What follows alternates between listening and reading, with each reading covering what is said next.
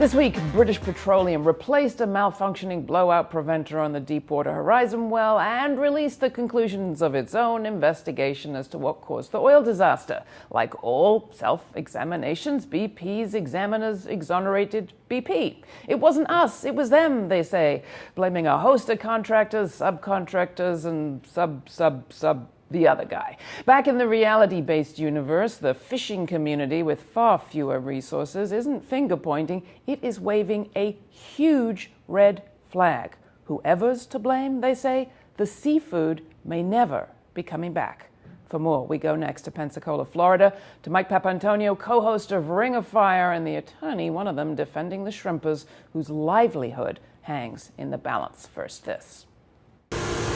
They say if it's here, prove it. That's what we're doing.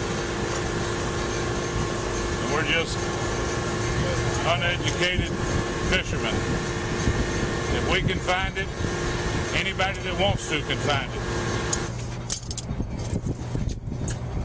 This is the only place that Mississippi oysters come from, right here, full oil. In the last hour, we've run through so much dispersant. Dispersants is everywhere. Two chemicals meet together, the oil and dispersant, and that's what it's burping up. This is what it looked like when it went overboard, and this is what it looked like 30 seconds later. They say the oil's gone. We disagree. And they've been disagreeing all summer. Mike, to you, you are watching this stuff on the ground. You're working with these shrimpers. Tell me, this is the story of the summer as far as I'm concerned. The seafood may be over, not coming back. I think it's remarkable. The federal government, we've already caught them several times. I mean, the last time the federal government said the oil was all gone, you might remember that. They came out and actually had the EPA get online and say, yeah, the oil is all gone. We've got 75% of it. 2 days later, after we called their bluff, after we as lawyers said that's ridiculous, they came out and said, well, we were wrong. Actually, 80% of the oil is still there. So that was the first lie. And you wonder why they tell a lie like that. They tell a lie because right now the government is so closely invested with the conduct of BP that they're almost inseparable. They want their $20 billion fund to work. We know that it's actually going to cost these companies $80 billion. So every time they come out and say something like this seafood is going to be okay, we knew that was a lie. They can send the best scientists that these folks that they feel are the best intellectuals in the world. But you know what? You can never overcome what you see, what you taste, what you can feel with your hand. That's what we're seeing in the Gulf. As a matter of fact, this past weekend in the Gulf of Mexico, all along the beach, there was something called black algae is what BP called it. Black algae felt like oil. It smelled like oil. It got all over your body just like oil. And the swimmers had this black algae on their swimming suit when they got out. But BP said, no, it's not our oil. It's black algae. So this story continues. Their effort is to try to make this disappear as quickly as they can. Well, it's not oil. It's not their fault. It wasn't their rig. I mean, talk about blowout preventing. We need to prevent some of what's blowing out of BP right now. Talk about their report saying, it's the other guys to blame. Yeah. Well, this is this report says, comes out by their scientists, their people, inside people that are actually part of the problem that would actually be blamed in this. Those people write a report and they say, no, you know what? We really didn't do anything that was all that bad. What this is that the old saying, there's no honor among thieves. And the thieves in this one are Transocean, Halliburton, and BP primarily. But the point is those thieves have gotten together. Now they're starting to point fingers. The reason they're doing that is because we're going to show reckless and wanton conduct by at least two of those companies.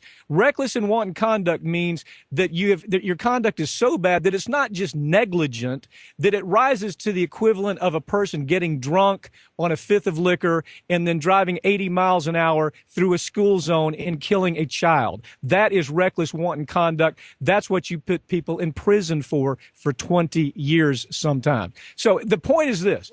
So they have to back off. They have to make it sound like it's not as bad as we think it is. Well, one of the points they're also trying to make is, far from put us in jail, you need to let us keep drilling. And one of the things that was a little bit played quiet over the summer was that compensation fund, you've talked about it, is tied to the unit of BP that is drilling in the Gulf. A, why did the White House allow this sort of drilling gun to be pointed to their head? And secondly, well, let's talk about the debate that's happening over jobs. You've got the American Petroleum Institute out there saying you can't stop drilling because that'll lose jobs, and jobs is the hot button issue right now. Here's the American Petroleum Institute guy, just in case you forgot. The oil and gas industry supports 9.2 million jobs in the United States. We're responsible for 7.5% of all U.S. gross domestic product and the economic activity of this country. And so as we look at the various issues and the debate ongoing on Capitol Hill within the administration, we think approaches like the Deepwater moratorium are not the right approach.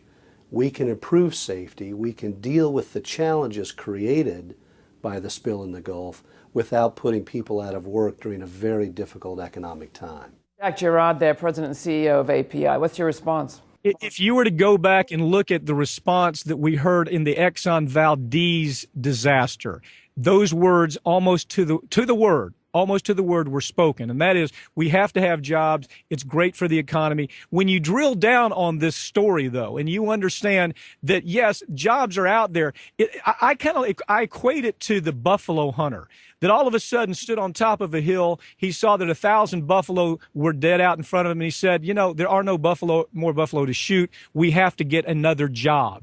And unfortunately, that's the hard story. That's what you have to deliver to the people in this industry, that they can make a transition, that they don't have to be prisoner to this industry. They can move into other industries. They can make transitions and still make a good living.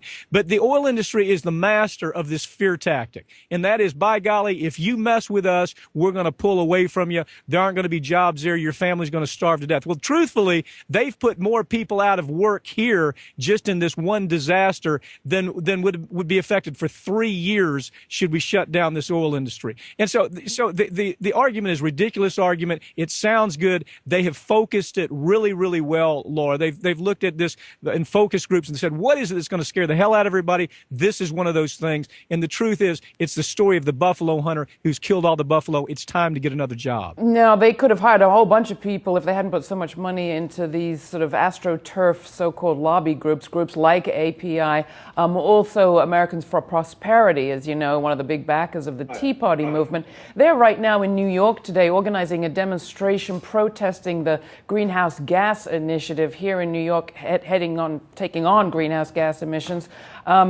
It seems like we're getting a lot of information about where this guy's billions of dollars come from. It's a front for the same corporations whose interests are at stake.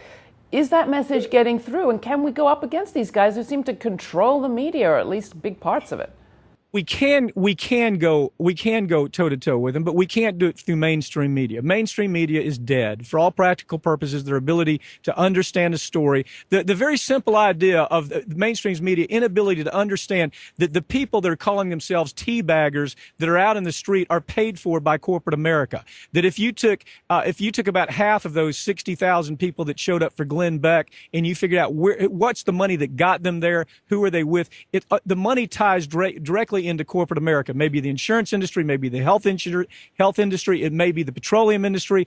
But right now we're seeing these false grassroots organizations. The teabaggers are running them, but basically it's being paid for by corporate America. Why else would somebody go out and talk about greenhouse gas? These are people who don't have other jobs. They're hired by the industry to go up and show out like they really care about the democratic process in this country. They're frauds, and the people who are paying them know that they're frauds. But the mainstream media can't get that story under control. So it's up to us. It's up to us, and we will become the mainstream. Maybe we are. Thanks so much, Mike. Glad to have you.